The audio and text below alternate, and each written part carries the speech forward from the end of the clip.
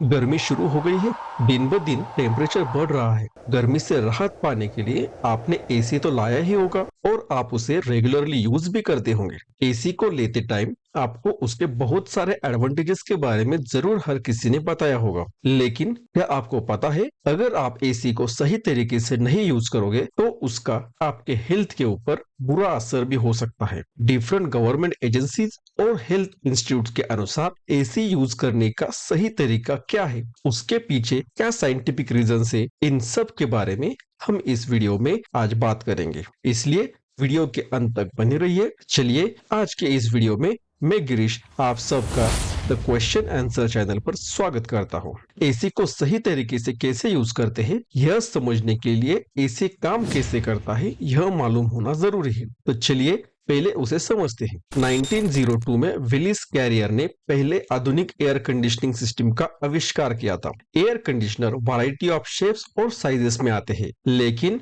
वे सभी thermodynamic cycle, जिसे refrigeration cycle भी कहते हैं, उसे यूज करते हैं। इस साइकिल में एयर कंडीशनर हीट को एब्सॉर्ब या रिलीज करने के लिए रेफ्रिजरेंट की स्टेट और प्रेशर को चेंज करते हैं। एक एयर कंडीशनर एक्चुअल में घर के अंदर की हवा से गर्मी और नमी को हटाकर आपके घर के अंदर ठंडी हवा सर्कुलेट करता है। एक स्टैंडर्ड एयर कंडीशनर रेफ्रिजरेंट नामक एक स्पेशलाइज्ड केमिकल का उपयोग करता है और इसमें 3 मेन मैकेनिकल कंपोनेंट्स होते हैं, एक कंप्रेसर, एक कंडेंसर कॉइल और एक इवेपोरेटर कॉइल। ये सब कंपोनेंट्स रेफ्रिजरेंट को जल्दी से गैस टू लिक्विड में बदलने और फिर से वापस गैस में लाने के लिए एक साथ काम करते हैं। कंप्रेसर रेफ्रिजरेंट गैस का प्रेशर और टेम्परेचर बढ़ाता है और इसे कंडेंसर कॉइल में भेजता है, जहां इसे लिक्विड में कन्वर्ट किया जाता है। फिर रेफ्रिजरेंट घर के अंदर चला जाता है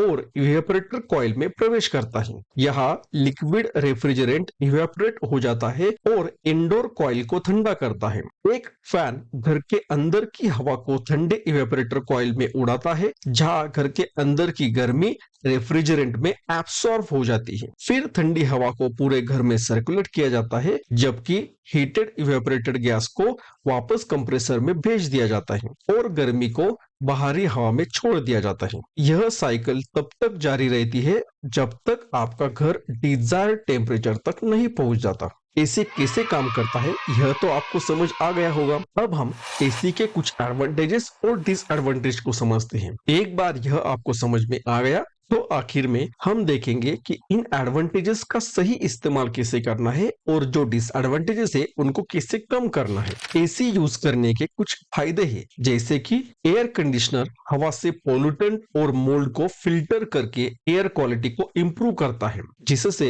एलर्जी और अस्थमा से पीड़ित लोगों को मदद मिलती है। एयर कंडीशनर टेम्परेचर और ह्यूमिडिटी को कम करके अच्छी नींद आने में मदद करता है और डिहाइड्रेशन, हीट स्ट्रोक को रोकने में भी मदद करता है। इसी के साथ एयर कंडीशनर इलेक्ट्रॉनिक इक्विपमेंट्स को ज्यादा गर्म होने से बचाने में भी मदद करते हैं। साइंटिफिकली यह प्रूव हो चुका है कि अत्यधिक गर्मी से हार्ट रेट और ब्लड प्रेशर बढ़ जाता है, जिससे लोगों को अधिक गुस्सा आता है। एयर कंडीशनर कूल और कंफर्टेबल एनवायरनमेंट प्रोवाइड करता है, जो प्रोडक्टिविटी और जॉब परफॉर्मेंस को भी बढ़ाता है। इस वजह से वर्क प्लेस या घर जैसे वातावरण में एयर कंडीशनिंग का उपयोग किया जाना चाहिए। लेकिन इन फायदों के साथ एसी के कुछ डिसएडवांटेज भी होते हैं, जैसे कि एसी यूज करने से एनर्जी बिल बढ़ जाता है, यह स्किन ड्राइनेस को बढ़ाता है, इससे फ्लू, कोल्ड और साइनस सिम्टम्स बढ़ जाते हैं। कुछ व्यक्ति अगर बहुत देर तक एसी यूज करते हैं तो हो सकता है कि वे बाहर की गर्मी सहन न कर पाए। इसी के साथ यदि आप एसी फिल्टर को रेगुलरली साफ नहीं करते हैं तो यह हार्मफुल डस्ट और अदर पार्टिकल्स फैला सकता है, जिससे रेस्पिरेटरी इश्यूज हो सकते हैं। यह सब सुनकर तो आप बोलोगे इससे अच्छा है कि हम एसी यूज ही नहीं करते, लेकिन ऐसा नहीं है। हर चीज के कुछ डिसएडवांटेज होते ही है, लेकिन अगर हम प्रॉपर तरीके से इसे यूज करें तो हमें कोई प्रॉब्लम नहीं होगी। बहुत लोगों की आदत होती है कि एसी का टेम्परेचर 18 से 22 की रेंज में सेट करेंगे और जब ठंड लगेगी तब ऊपर से ब्लैंकेट लेके सोएंगे। लेकिन अगर आपको पता होगा कि हमारी बॉडी का टेम्परेचर 36 डिग्री सेल्सियस होता है और हम 23 डिग्री से लेके 39 डिग्री तक टेम्परेचर वेरिएशन इजीली टॉलरेट कर सकते हैं। लेकिन जब टेम्परेचर इस रेंज से बाहर होगा तब आपकी बॉडी स्नीजिंग, शिवरिंग एक्सेट्रा से रिएक्ट करेगी। अगर टेम्परेचर कम रहेगा तो स्वेटिंग भी नहीं होगी और इससे बॉडी के जो टॉक्सिन्स है वो भी बाहर नहीं आएंगे। इसलिए लॉन्ग टर्म बेसिस पर इसके बहुत सारे डिसएडवांटेजेस भी हैं। अगर आप इंटरनेट पर अलग अलग गवर्नमेंट एजेंसीज और हेल्थ इंस्टीट्यूट्स के रिपोर्ट पढ़ोगे तो वहां पे उन्होंने बताया होता है कि एसी का टेम्परेचर 26 डिग्री से ज्यादा होना चाहिए। तो अगर आप एसी के टेम्परेचर को 26 डिग्री से ज्यादा और फैन को स्लो स्पीड पर रखोगे, इससे आपका इलेक्ट्रिसिटी बिल भी कम आएगा और आपका बॉडी टेम्परेचर भी टॉलरेंस रेंज में रहेगा और इससे आपके हेल्थ के ऊपर कोई इल इफेक्ट भी नहीं होगा। इसी के साथ अगर आप एसी की रेगुलर सर्विसिंग करेंगे और फिल्टर क्लीन करते रहेंगे तो आपको कोई रेस्पिरेटरी इश्यूज भी नहीं होंगे। अगर आपको मेरा वीडियो अच्छा लगे तो इसे लाइक करें, अपने दोस्तों के साथ शेयर करें, आपके जो भी ओपिनियंस है उन्हें कमेंट्स में एक्सप्रेस करें और अगर आपको ऐसे और वीडियो देखना है तो मेरे चैनल को सब्सक्राइब जरूर करें।